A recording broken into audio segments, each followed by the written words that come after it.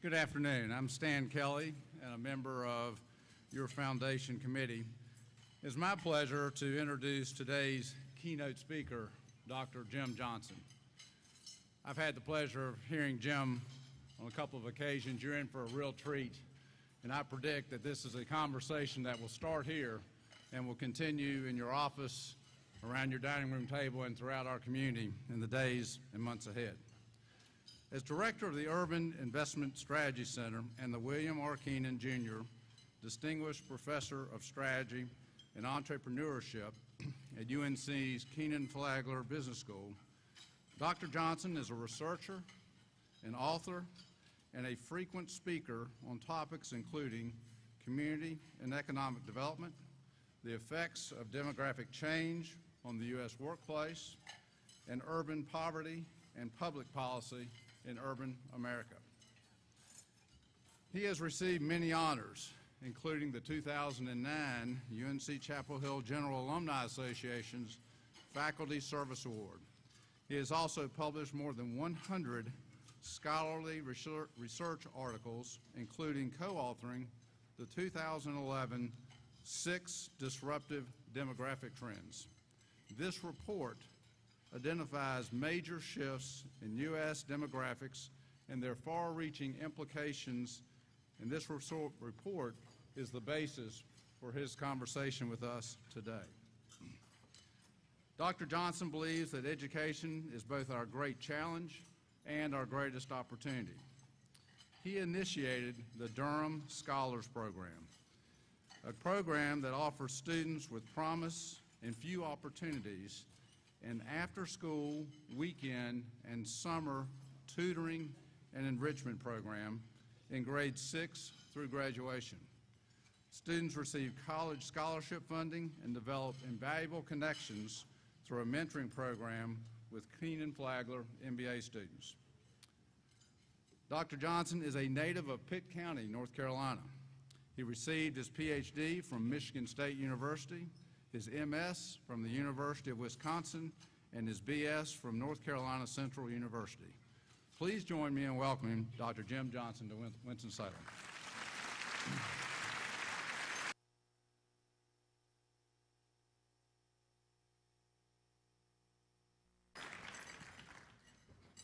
Good afternoon. I'm delighted to be with you this afternoon to share a few thoughts. It's always wonderful to come to a community with such an outpouring of support for the local community. I called one of my friends back in the office a few seconds ago and said, thinking about fundraising for my own programs, I said, you know, today is the time to come rob banks in Winston-Salem because everybody is here in the audience today. So, but they didn't have enough gasoline to get here, so don't worry about it. But I'm delighted to be here. And I've had the good fortune over the years of working with the products of your labor at Kenan-Flagler. In fact, I teach a course that I'm going to talk about just a moment here on managing workplace diversity, and I teach it in our MBA program and our Masters of Accounting program. And I was coming to Winston-Salem to meet with the Crosby Scholars Program several months back, and someone in my class asked me, could they meet with me the next day, and I said, no, I got to go to Winston-Salem, and I said, I got to meet with the folks in the Crosby Scholars Program, and two of the kids in my class says, I am a Crosby Scholar alum, and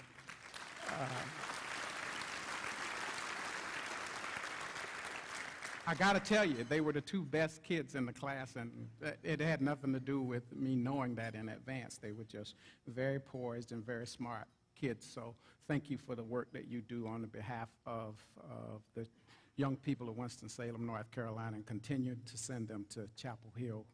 We love to work with them.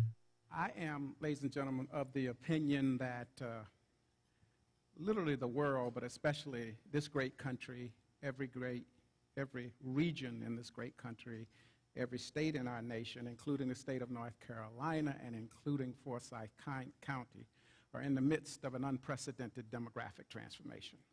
A set of forces that are operating in our society that are so dramatic, if you ignore them at your own peril because they will run you over. They're so dramatic, we call them disruptive demographic trends. And I want to share with you today my thoughts on the following question. Is diversity the key to economic renewal? We all know we've been in this deep dive recession and the like. How do we get out of it? And what role does diversity play in that whole process? As I indicated, I teach a class at Kenan-Flagler that focuses on making the business case for diversity. And I talk about 4 imperatives in making that business case. I talk about the demographic imperative, talk about the social imperative, the legal, and the profits imperative. And today I want to talk about 2 of them, the first one and the last one on this slide, the demographic imperative and the profit imperative. My message to you today is it is a form of enlightened self-interest for us to be diversity conscious in this community and our nation more broadly because it makes good business sense. And I'm going to make the case and show you that there's no way we can thrive and prosper with not being demographically minded and sensitive to the kinds of changes because we can't thrive and survive without them. So I want us to begin by talking about what the big trends are, then talk about where I see the opportunities for economic growth and prosperity, and if time permits, what some of our challenges are, where you can invest your philanthropic dollars to give big bang for your bucks in the years ahead, and hopefully there'll be time for questions along the way. There are 6 big disruptive demographic trends, as Stan pointed out in his introduction. I'm going to list them and then talk quickly and run through them in our society. These are the big trends of the first decade of the new millennium. The first one is the South rises again. The second one is the browning of America. The third one is marrying out is in. The fourth one is the silver tsunami is about to hit. The fifth one,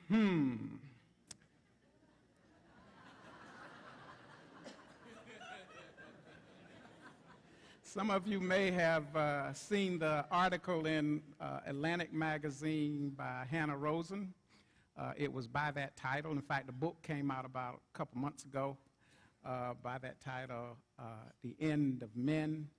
Hannah had a period at the end of the sentence. I refuse to put a period at the end of the sentence.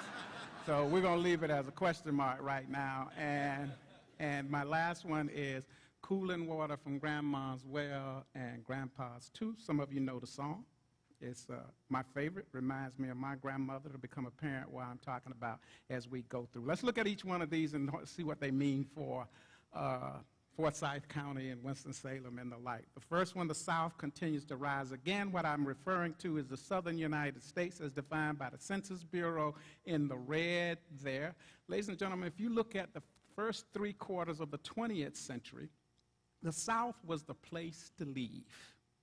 In fact, when I graduated from college in 1975 at North Carolina Central University, I bought a one-way ticket out of here. I said, I'm out of here and I ain't ever coming back again.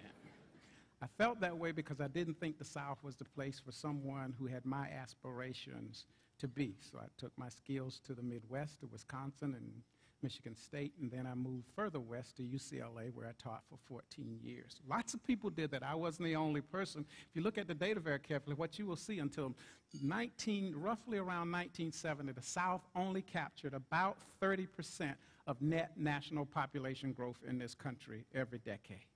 But something profound happened after 1970.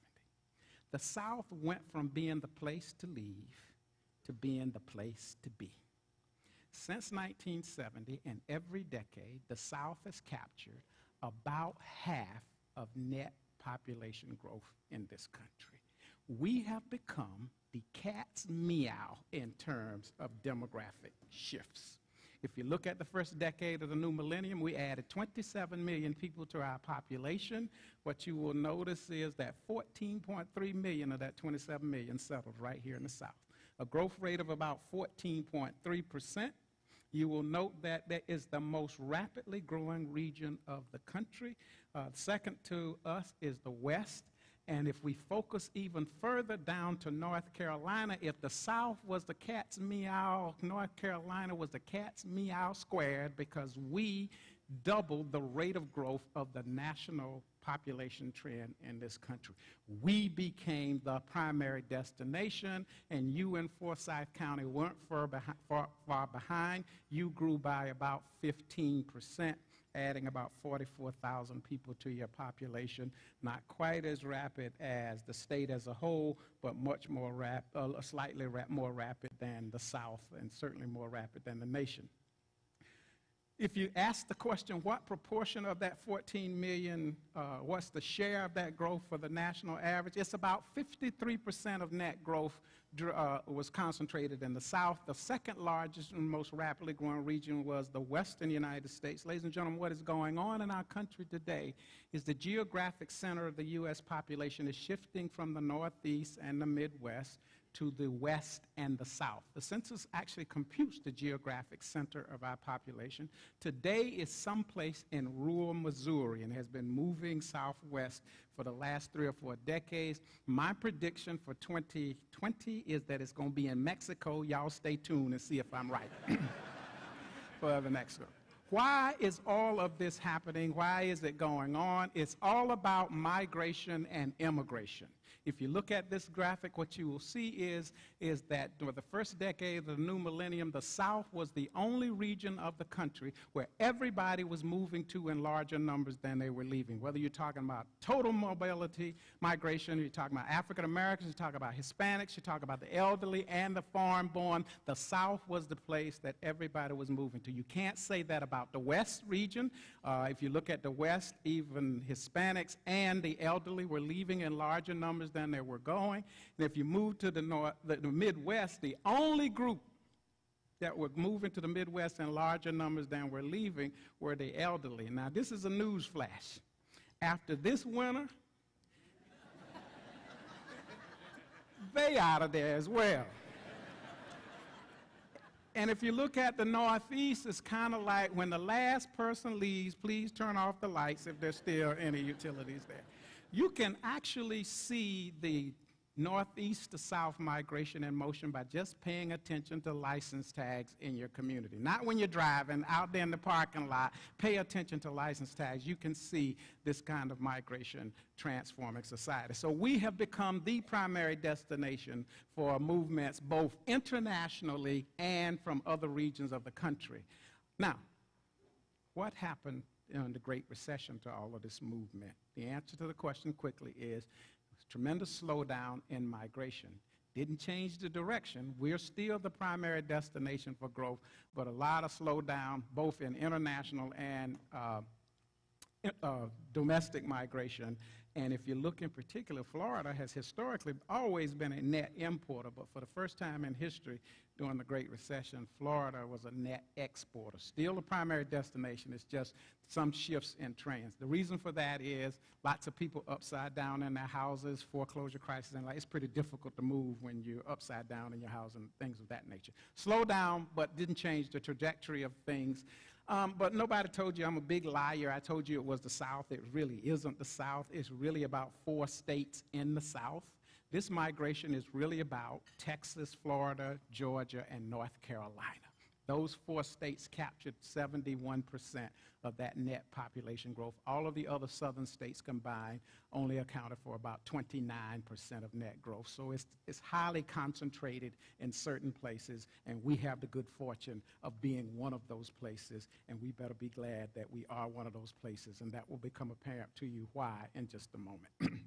Now, undergirding these massive geographic shifts in population that are driven by migration and immigration is a profound change in the complexion of our society, what we call the browning of America. And if you look at our immigration history, what you will see from this graphic is that between 1900 and about the mid-1960s, immigration to this country was pretty low.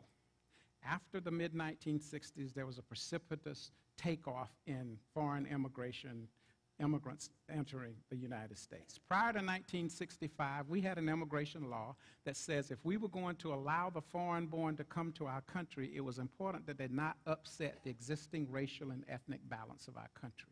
So we had an express preference for people who were phenotypically similar to Anglo-Saxons, individuals who could come to America, learn to speak English, anglicize their names, and this thing called the melting pot was supposed to work.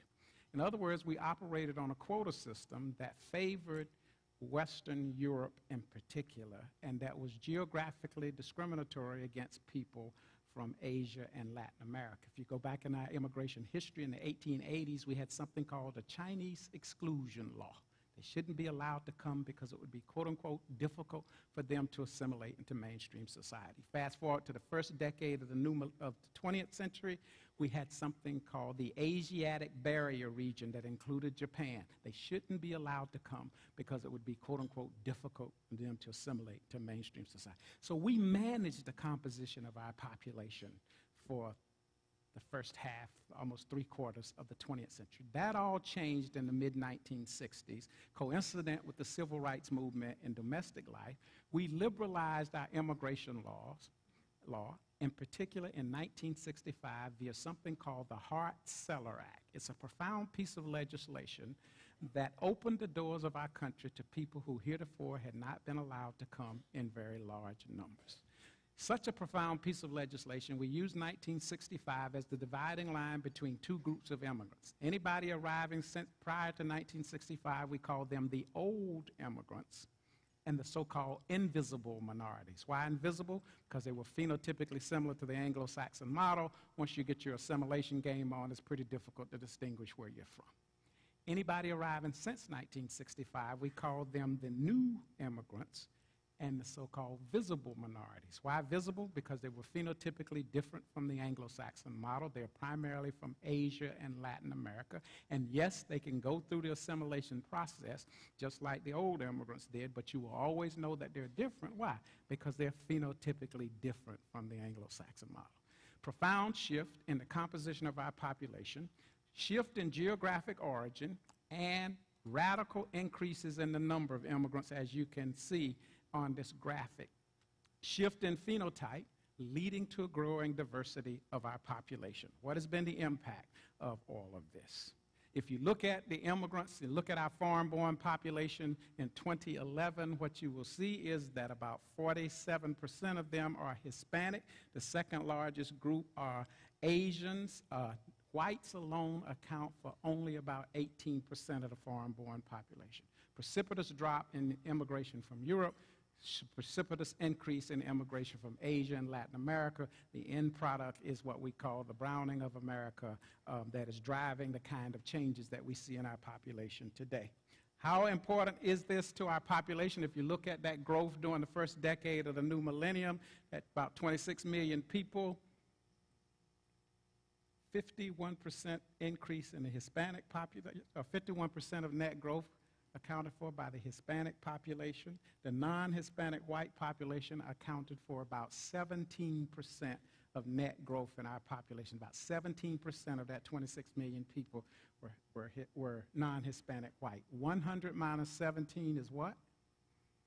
Glad there are no accountants in here. 83% of net growth in our population driven by people of color. That's what I mean by the browning of America. It's going to have a profound impact on our population and our society. And let's look at what it has in terms of North Carolina. Look at the growth trajectory from 1990 to 2007 in North Carolina. Two groups driving change, immigrants and Hispanics.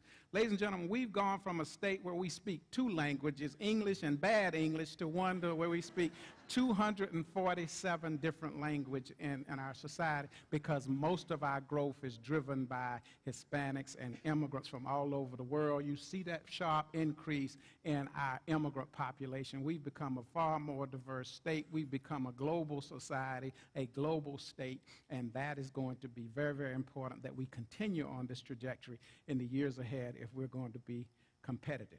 How big is this browning of America in North Carolina? If you look at, we added about 1.5 million people to our population in the first decade of the new millennium. 61% of that 1.5 million were non-white, and about 25% of them, 26%, were Hispanic. If you unpack our counties by tier, what you will see is Our tier 1 counties are our poorest counties. If you took immigrants and people of color out, they would not have grown at all. If you go to tier 3, which is the most prosperous counties, you still see the dramatic role of people of color and Hispanics. And if you come down and zero in on Forsyth County, about 92% of your growth was among people of color. About 50% of it were Hispanic. So if you take them out of your population, you are a what? Declining community. You got to think about this in terms of your future of your community. It becomes a form of enlightened self-interest. If you're going to thrive and prosper and grow in the future, you got to have these people in your community. Now, undergirding this browning of America is a profound shift in marriage patterns. As you all know, until the mid-1960s, it was illegal in this country for blacks and whites to marry. We had anti-miscegenation laws all over the place. That all changed. But this is more diverse than blacks and whites marrying. If you look at the out-marriage rate, means you marry someone of a different racial or ethnic group, the rate doubled between 1980 and 2008, from about 6.7% of all newly married couples to about 15%, and among currently married people from 3 to 8%. Well, who the heck is doing all this hooking up? A lot of the growth is occurring among Hispanics and whites that are marrying, Asians and whites that are marrying, and there are about 16% of these marriages, both of the marriage partners are non-white. Hispanics and Asians, Asians and Hispanics, and things of that nature. And then we got about 17% over there other. They just hooking up. I don't know who the heck they are, but they hooking up. But it's all contributing to the browning of America, because these intermarriage patterns are what? Darkening the complexion of our society. The second most rapidly growing population in the first decade of the new millennium, behind Hispanics, were the 2 or more race category. It is this group of people, about 14 million people, filled out that census category, all leading to transforming our society. That's the real outmarriage pattern in North Carolina. It's a mess. Y'all just doing it everywhere. I don't know, but we don't have time to unpack it today. Call me back. I'll tell you the real deal. The reason that this is very, very important for us, ladies and gentlemen, is because migration and immigration are age-selective processes. What does that mean? It means far more young people migrate and immigrate than older people. Doesn't mean old people don't move. They do, but they move slower and at a lower propensity than young folk. There's one other significant thing to this age structure thing. I'm going to deny I said this before I say it. And don't y'all repeat it anywhere, because you could lose your job. Young people are more likely to have children than old folk. Why is that important? Look at this graphic right here. If you look at Forsyth County, this is women and fertility rates. The median age of a female in Forsyth County is about 38, and the median age women, median age group, have about 50 live births per 1,000 women, okay? Now go down and tell me what the median age of a Hispanic female in Forsyth County is. 23. And have what? 84 live births per 1,000 women. Now go back up and look at the white, not Hispanic female. The median age is what? 45. Ladies and gentlemen, there's something in demography called completed fertility. Ladies, it's when you tell your husband, go take out the trash. Ain't nothing else happening here.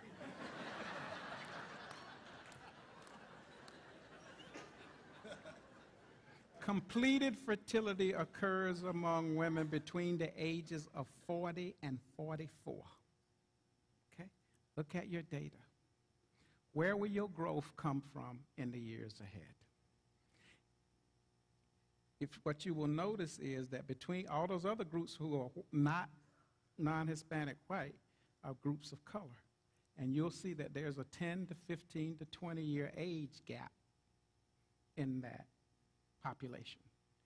That's the fertility gap, ladies and gentlemen. If you don't like immigrants and you want to close your doors to other folk, you cannot grow in the future, because we as a native population have, for the most part, aged out of the childbearing years. It's not sociology, ladies and gentlemen, it's biology. We have aged out, and it's not just us in America or Forsyth County. This is a global phenomenon that I'll show you in just a minute. What has been the impact of this shift in sources of fertility? A profound shift in the composition of young people in our country. Look at the data. 1990, 66% of all births in America were to non-Hispanic white families. By 2008, because of these shifting age structures and the like, that had dropped to about 50% of all births, and a profound change occurred in July of 2011. For the first time in history, non-Hispanic white births were no longer the numerical majority in our community. It's all about this differential age and differential fertility in our society. You can fast forward and think about what all this means. The first place you will see it is in your public school system, and then it continues on. In fact, let's talk about the public school system. For the first decade of the new millennium, we in North Carolina, we added about 160,000 new kids to our public school system. 60% of them were Hispanic, 32% of them were African American. The non-Hispanic white share of the school system actually declined by 0.2%. Now, some of that is because white families are sending their kids to private schools, but a lot of it is about declining fertility because of an age structure change that we have in society. That's all important, ladies and gentlemen, because the silver tsunami is about to hit. Now, the browning of America is about the role of immigrants and people of color in changing the complexion of society. The silver tsunami is about the graying of America. Okay. Now, you might ask the question, well, how do I know if I'm part of the graying of America? 4 ways. Number 1, if you have difficulty seeing this screen, you're part of the graying of America. Number 2, if you have to go to the restroom 3 times in this presentation, part of the graying of America. Number 3, if you fall asleep, you're just an old codger. It's not my fault. You're part of the graying of America. More seriously, let me see a show of hands of how many in the room were born between 1946 and 1964. Those of us with our hands up were part of the post-World War II hormonal rush in America. Our fathers went off to World War II and came back home and got busy. They got busy to the tune of producing 80 million of us. On January 1st of 2011, the first baby boomer born in America turned 65 and became eligible for what? Everything. Over the next 20 years, there will be 80 million people that are aging out of the labor market. But the aging phenomenon is bigger than that. It's about changes in longevity in our population. It's about declining fertility, and it's about this, we're known as the boomer cohort, that aging out of the boomer cohort that is doing things. You see that we are getting progressively older. The life expectancy at birth is about 78 years now. The average person, average life expectancy of birth we now think is going to reach well beyond 100 for various and sundry reasons, but today the average 65-year-old is going to live another 18.7 years. We don't die, we multiply, you know. But because we got regenerative medicine and a whole range of other things, something you all are famous for in this community, we now think that living to 100 on a routine basis is well within reach, and some people say we're beyond 100. We think that by 2050 in this country there will be 601,000 centenarians. Globally, about 3.6 million of them that will be in existence.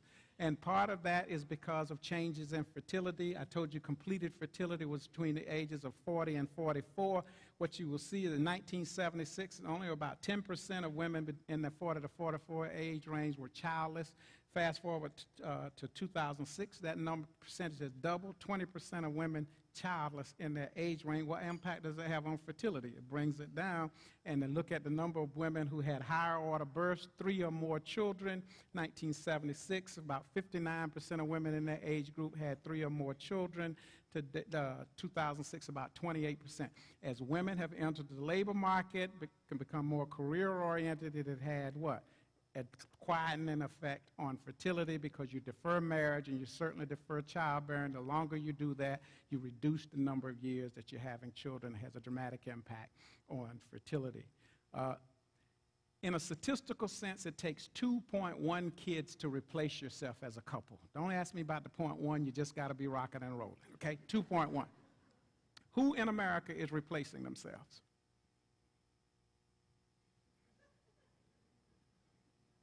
Take 2.1. It's basically one group, the Hispanic population. The non-Hispanic white population has had a total fertility rate of 1.9 for 20 years. What that means is the average white family has 1.9 kids. Now, I don't know how you get 0.9 of a kid. I taught a few of them at Chapel Hill, but it takes 2.1 kids to replace yourself. And that is not likely to change because we are aging out of the childbearing years. You got younger people, immigration and migration are selective processes. So this graying of America is about that 45 to 64-year-old population, 79 million people in that group in 2009, 17 million increase, 27% increase in the population. Look at what happened behind the boomer generation. Among some mixture of Gen X and Gen Y, the population actually declined. Why?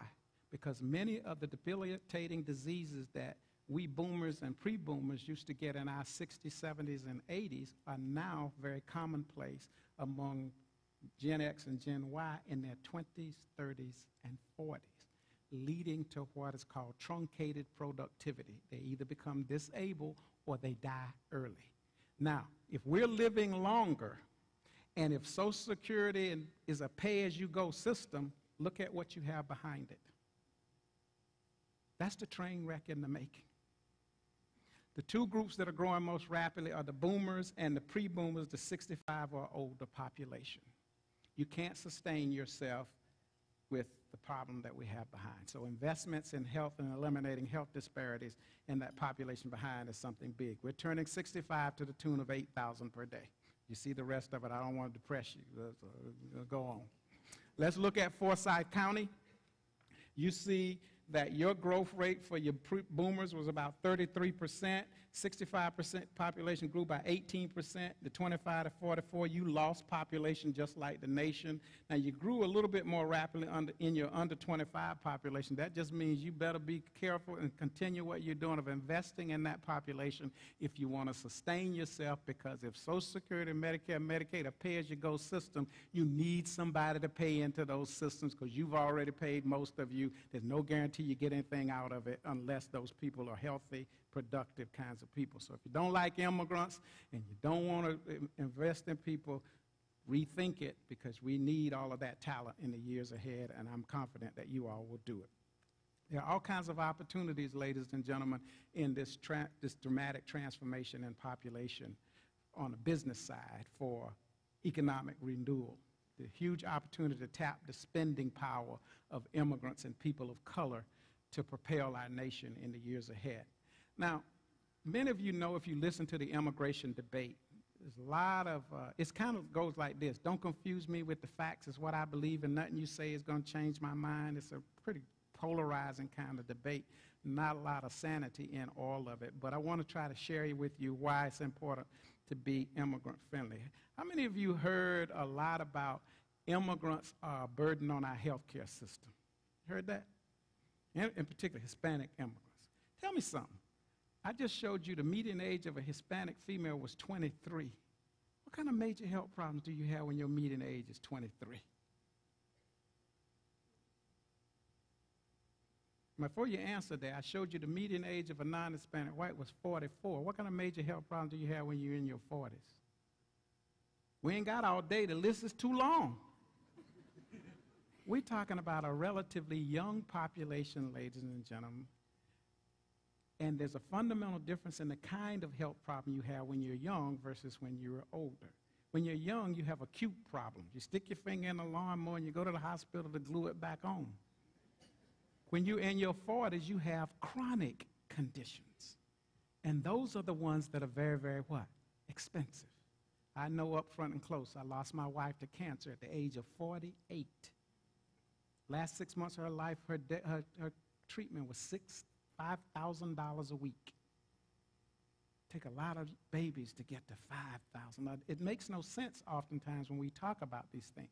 To understand the economic impact of immigrants in our society, I put together this little framework. I want to run through it very quickly.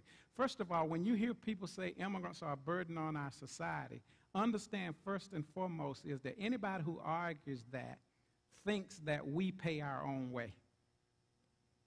None of us pay our own way. If we paid our own way, we wouldn't need corporate taxes. And my guess is, if we're older, we probably cost more than they do, okay?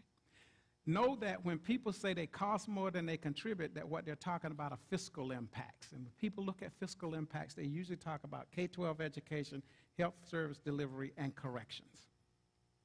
But if you want to know the contributions of a particular group to your society, you need a little bit more information. What you need to understand is that whenever you have a new immigrant group come to your community, they spend money in your economy.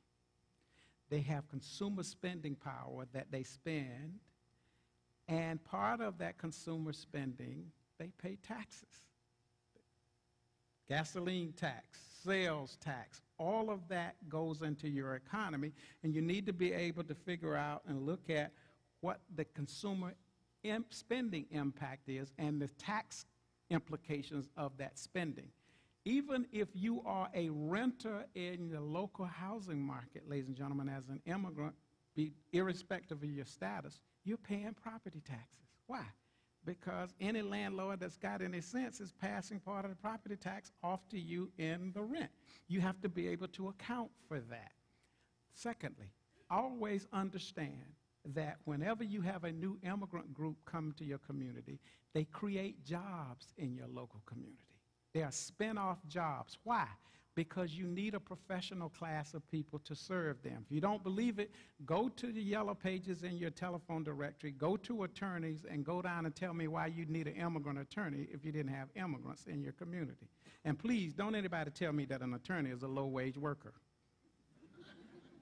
And that immigrant attorney pays taxes and contributes to your society. Would you need that immigrant attorney if you didn't have immigrants in your community? And so you have to be able to factor in all of this, the direct tax effects, the indirect tax effects, in understanding the overall economic impact or contributions to your community. One last thing.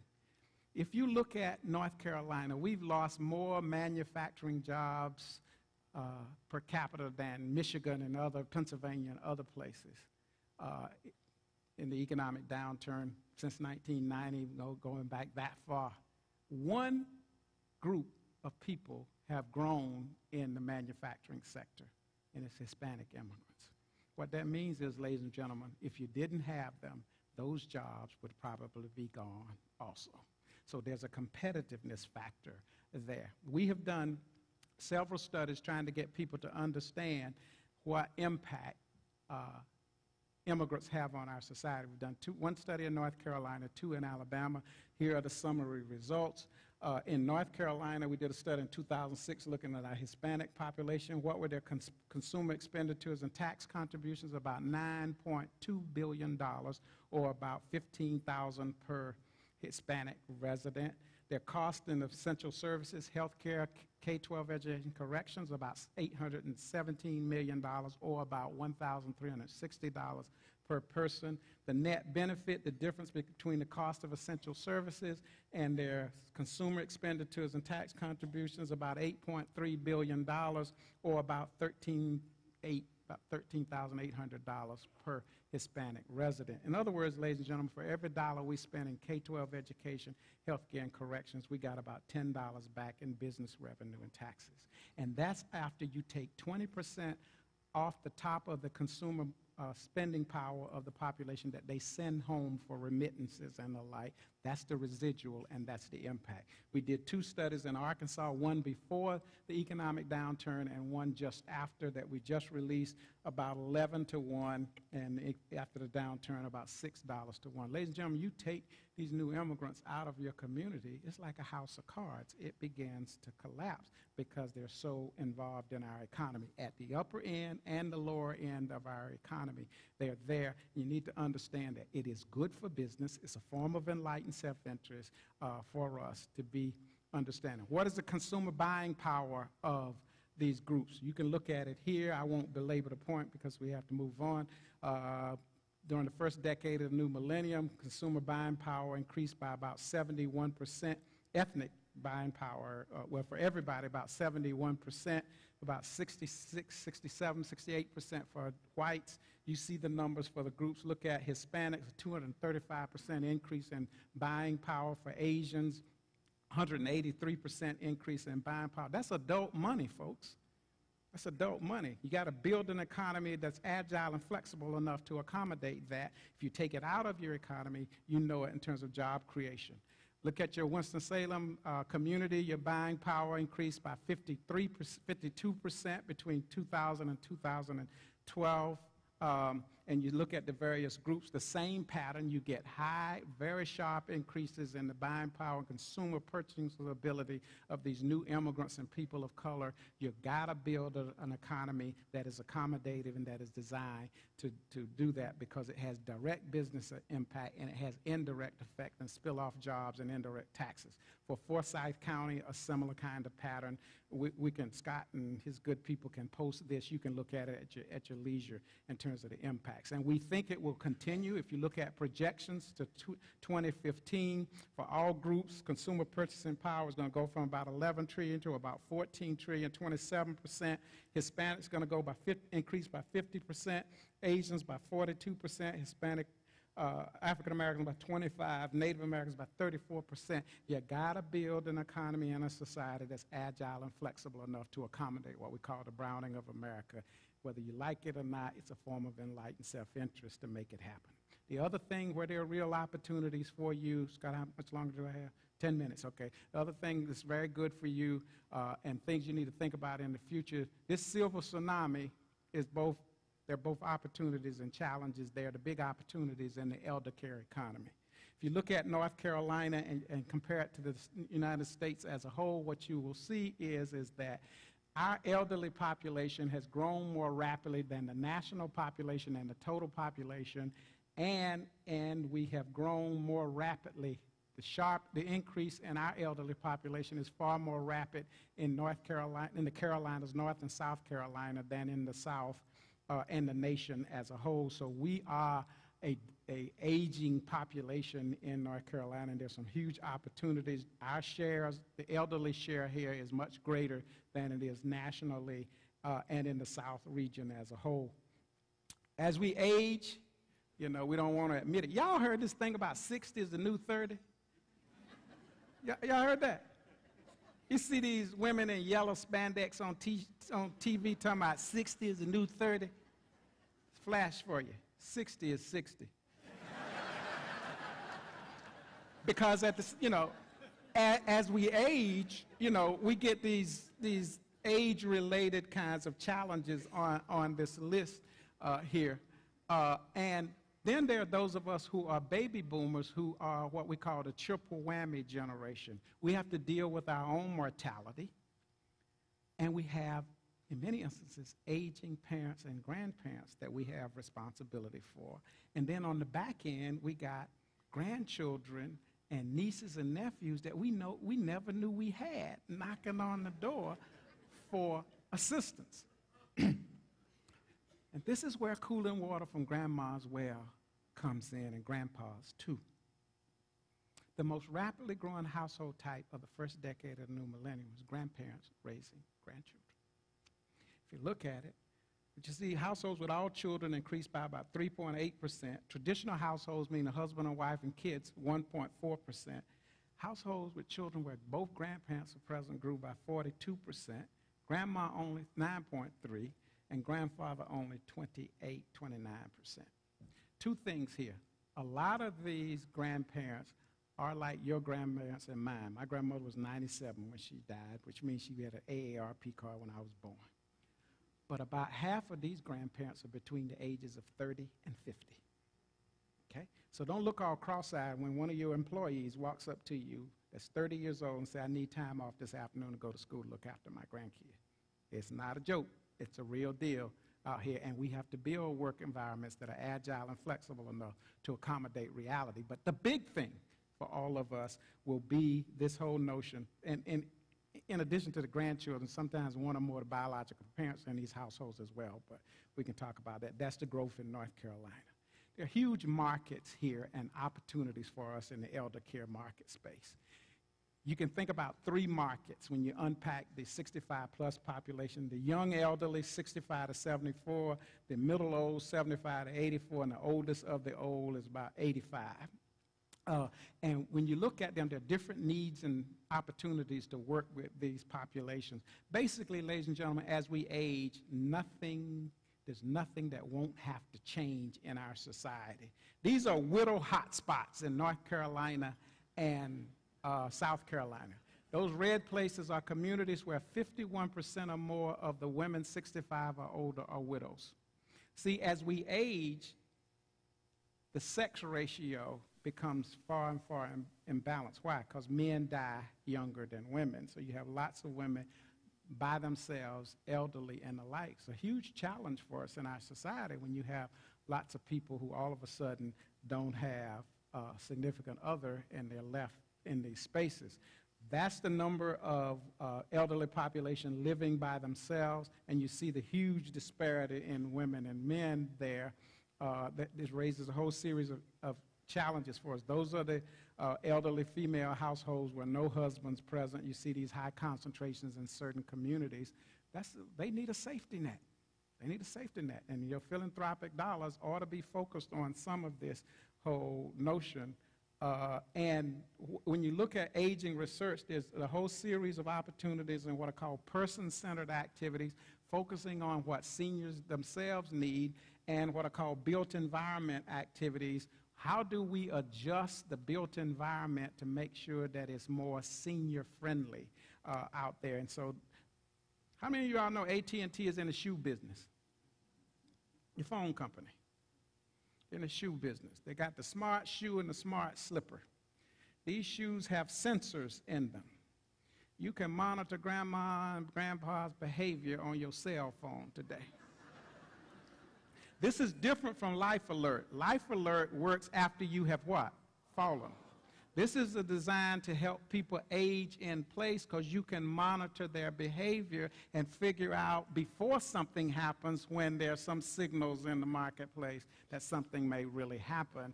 And so the whole goal is how do we reduce what? Nursing home institutionalization. That's the expensive part. Everybody wants to age in place, and so there are these assistive technologies that help people age in place.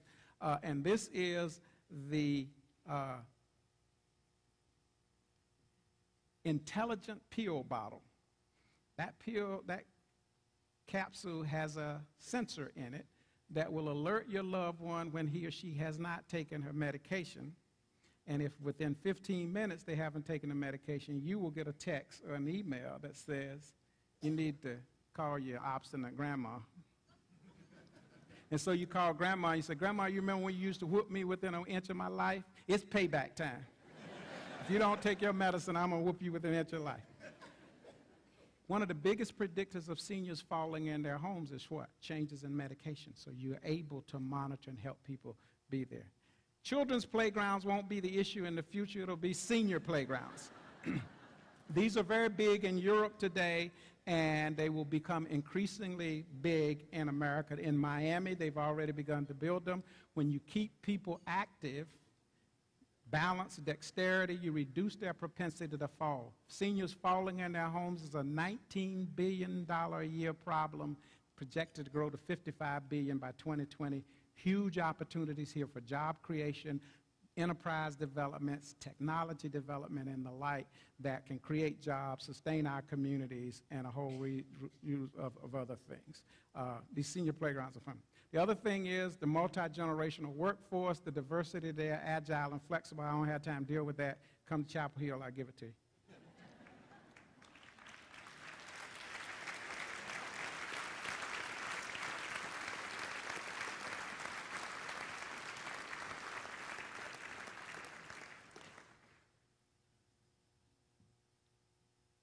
I had a lot more, but I'm going to spare y'all. Oh, you want to talk about that? Can I talk about Scott? Okay. They gave me 5 minutes. Let me get to the end of man. Woo, Lord.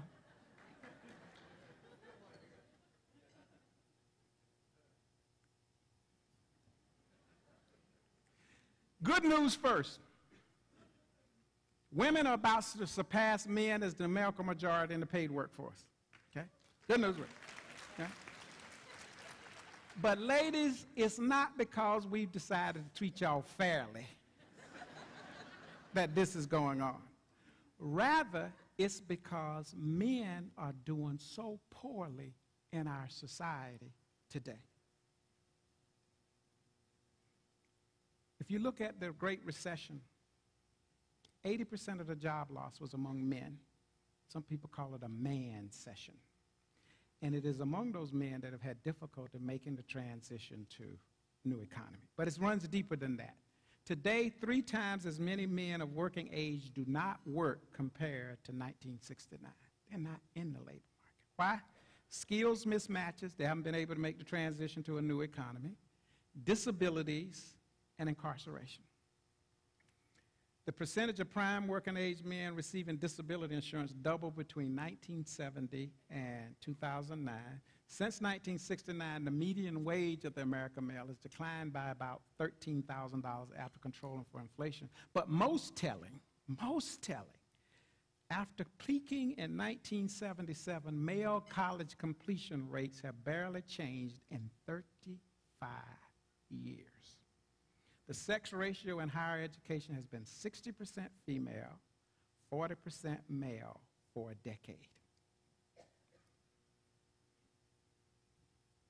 That's the disability stuff. Look at 2010. We granted 572,000 more degrees to women than we did men. Where are the men? So ladies, the good news is y'all doing well. The bad news is if you ain't hitched, you ain't got nobody to enjoy it with.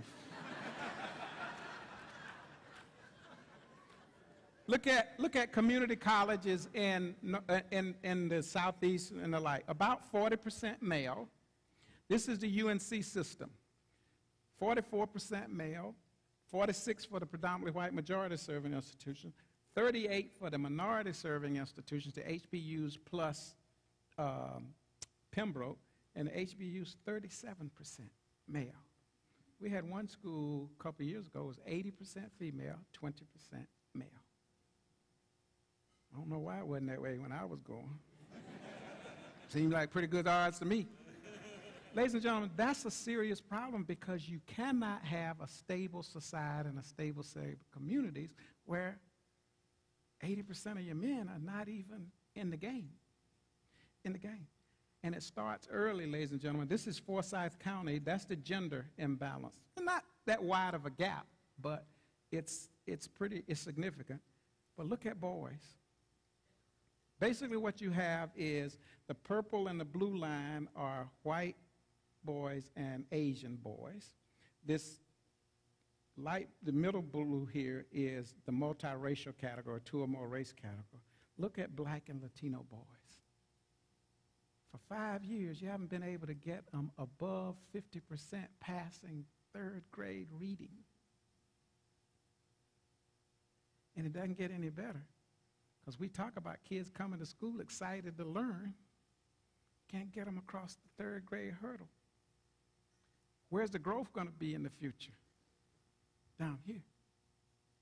And so, you know, Crosby Scholars and all the other wonderful things you're doing, got to rev them up. And I've been in enough communities lately where people say, well, I don't want to focus on just on boys. I want to focus on all kids. It ain't all kids. It's about young men. We can't afford to have this kind of thing going on in society where, I mean, we can't have stable families and stable communities. And so, you know, what sounds like a funny thing to end the men is actually a very, very serious problem for us as we move ahead in the future. And we need to figure out how to do it. Here's the reason, ladies and gentlemen. if you look at, we just finished this study for a community college system that will remain nameless, but the public school system that these data are for produces about 6,000 graduates a year, and about between 1,000 and 2,000, about 1,500 of their kids go to this community college. Of that 1,500 on average, 71% of the kids can't pass developmental level math 1. That's adding, subtracting, multiplying, and dividing. There are 4 levels of developmental math before you get to what? College level math. Only 7% of the 70% actually make it through the gate. Ladies and gentlemen, this is not just a social or moral issue. This is a competitiveness issue for us moving ahead. We're in a knowledge-based economy where we talk about high-tech manufacturing that requires what? Calculus training? We need to understand this. That's the end-to-end thing that we need to figure out on how do we deal with in the years ahead. And I encourage you to have those conversations in your philanthropic circles. And Scott and Cece and I have certainly talked about it and talked about it, the Crosby Scholars folks. I hope you will take that on as you've done many, many other things in this community. And I thank you for all the stuff that you do.